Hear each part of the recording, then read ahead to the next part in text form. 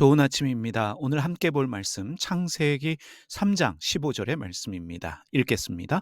내가 너를 여자와 원수가 되게 하고 내 후손도 여자의 후손과 원수가 되게 하리니 여자의 후손은 내 머리를 상하게 할 것이요 너는 그의 발꿈치를 상하게 할 것이니라 하시고, 하나님께서 뱀을 저주하시며 배로 다니게 하시고 흙을 먹게 하셨습니다.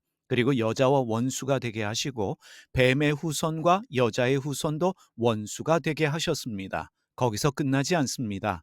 여자의 후손이 뱀의 머리를 상하게 하고 뱀은 여자 후손의 발꿈치를 상하게 합니다. 이 모든 일을 허락하신 분이 하나님이십니다. 이 구절은 쉽게 해석하거나 이해할 수 있는 구절이 아닙니다. 문자적으로 보십시오. 서로 원수가 되게 하시는 하나님, 쉽게 이해가 되지 않습니다. 그것도 후손들까지 싸우게 하시고 다치게 하시는 하나님에 대한 해석과 이해는 쉽지 않습니다. 특히 여자의 후손이 누구인가? 이 여자 후손에 대한 논쟁이 많습니다. 기독교 안에서도 여자의 후손에 대한 다양한 해석과 이해들이 존재하고 있습니다. 오늘 여자의 후손에 대해서 함께 살펴보면서 여자 후손이 누구인지 함께 고민해보고 질문해보는 시간 가져보도록 하겠습니다. 개신교 신학자들은 이 구절을, 창세기 3장 15절을 예수님께서 동정녀에게서 태어나셨는데 예수님의 동정녀 탄생에 대한 구절로 해석합니다. 여자의 후손을 예수님으로 이해합니다. 그래서 원복음이다, 처음 복음이다 라고 말을 합니다. 창세기 3장 15절에 후손으로 번역되어진 히브리어 명사가 제라입니다. 일반적으로 C로 번역되어지는 단어입니다. 다른 구절에서는 C로 번역하고 있습니다. 한 구절만 살펴보도록 하겠습니다. 창세기 16장 10절입니다.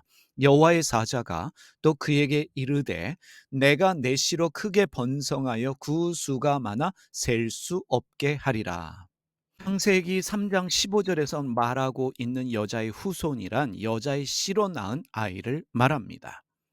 개신교에서는 남자의 씨가 없이는 여자가 아이를 낳을 수 없기 때문에 여자의 씨로 낳은 여자의 후손을 남자의 씨가 없이 탄생한, 다시 말하면 동정녀 탄생으로 인한 아이로 이해를 합니다.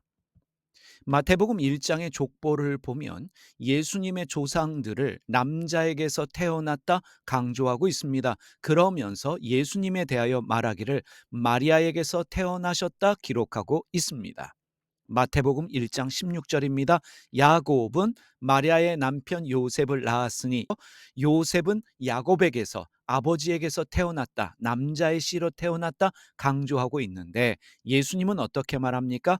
마리아에게서, 그리스도라 칭하는 예수가 나시니라, 여자의 씨로, 여자의 후손으로 태어났다 말하고 있습니다. 그래서 개신교에서는 마태복음 1장 16절의 말씀을 예수님이 창세기 3장 15절에서 말씀하고 있는 여자의 후손임을 강조하기 위한 구절이다라고 해석을 합니다. 물론 마태복음 1장이 예수님의 동정녀 탄생을 말하고 있는 것은 사실이지만 창세기 3장 15절의 여자의 후손을 동정녀 탄생으로만 이해하기에는 무리가 있는 것이 사실입니다. 왜냐하면 성경은 여자의 후손을 동정녀 탄생이 아닌 경우에도 사용하고 있기 때문입니다. 우리가 좀 전에 읽었던 창세기 16장 10절을 보면 하나님께서 하갈이 동정녀가 아니었음에도 불구하고 하갈의 씨를, 하갈의 후손을 번성시키겠다 약속하셨습니다. 그러하기 때문에 여자의 후손, 여자의 씨라고 말하는 것은 동정녀 탄생으로만 해석하기에는 무리가 있는 것이 사실입니다. 그런데 카톨릭에서는 개신교와 달리 여자의 후손을 마리아로 이해를 했습니다. 그래서 성경도 그렇게 번역을 했습니다. 초기 번역 성경인 라틴어 번역 성경인 불가타 성경을 보면 여자의 후손을 여성 대명사로 번역을 했습니다. 그래서 3장 15절에 언급되고 있는 여자의 후손을 궁극적으로 마리아를 상징하는 것으로 해석을 했습니다. 1609년 카톨릭에서 라틴어에서 영어로 번역한 성경을 두에랭스 성경이라고 하는데, 여기에 보면 이렇게 번역을 하고 있습니다. 여자의 후손은 내 머리를 상하게 할 것이요 너는 그의 발꿈치를 상하게 할 것이니라 라는 이 부분을, 이 문장을 영어로 그대로 보면 she shall crush라고 하면서 she라고 하는 여성 대명사로 번역을 했습니다. 여자의 후손을 여성 대명사로 번역을 하면서 뱀을 이기는 주체를, 뱀의 머리를 상하게 하는 주체를 마리아로 이해하고 해석을 한 것입니다.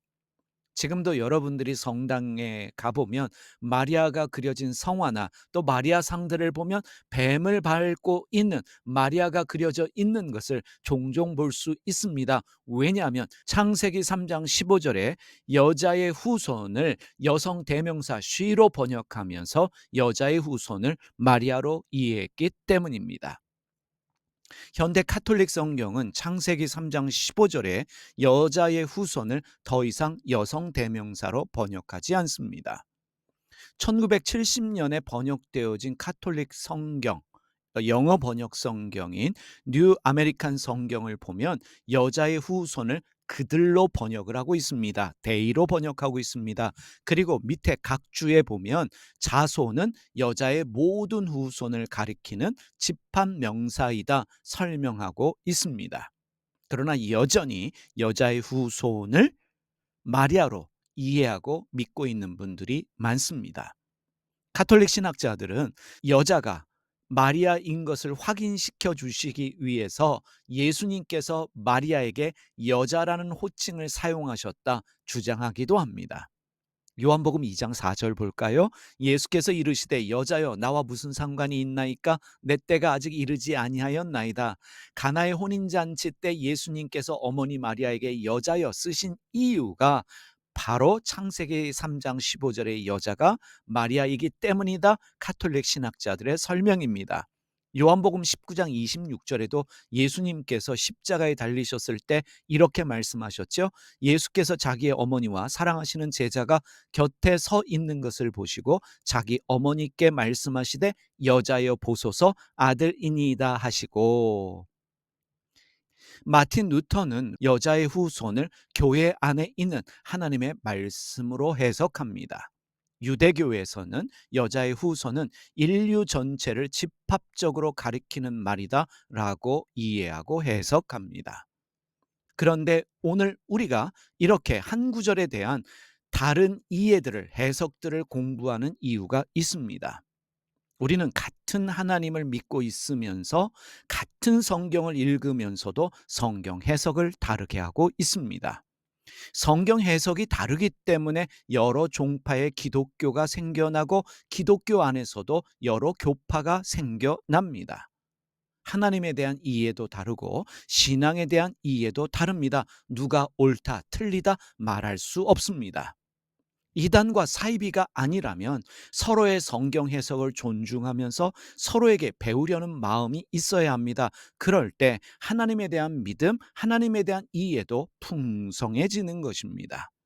나만 옳다라고 주장하면서 다른 사람의 해석이나 신앙의 모양이나 색깔을 비난하고 정죄한다면 수만 수천 개 중에 하나밖에 모르는 고집스러운 바보가 될 수밖에 없습니다. 신앙인은 배우려는 겸손한 마음과 더불어서 열려진 마음이 있어야 합니다. 나와 다른 생각 가진 사람들의 이야기를 들으면서 그들을 통해 배우면서 고민하고 질문하고 성찰할 때 우리 신앙은 성장하고 성숙하게 된다는 것을 기억하시면 좋겠습니다. 오늘도 이 한 구절을 다르게 이해하고 해석하는 이런저런 이야기들을 통해서 우리가 배웠습니다. 이것이다 저것이다 말할 수 없지만 우리는 개인적으로 여자의 후손이 예수님이다라고 믿고 있습니다. 이러한 믿음이 우리를 더 교만하게 만드는 것이 아니라 우리를 겸손하게 만든다라는 것을 기억하시면서 다른 사람들도 존중할 수 있는 여러분과 제가 되었으면 참 좋겠습니다. 기도하겠습니다.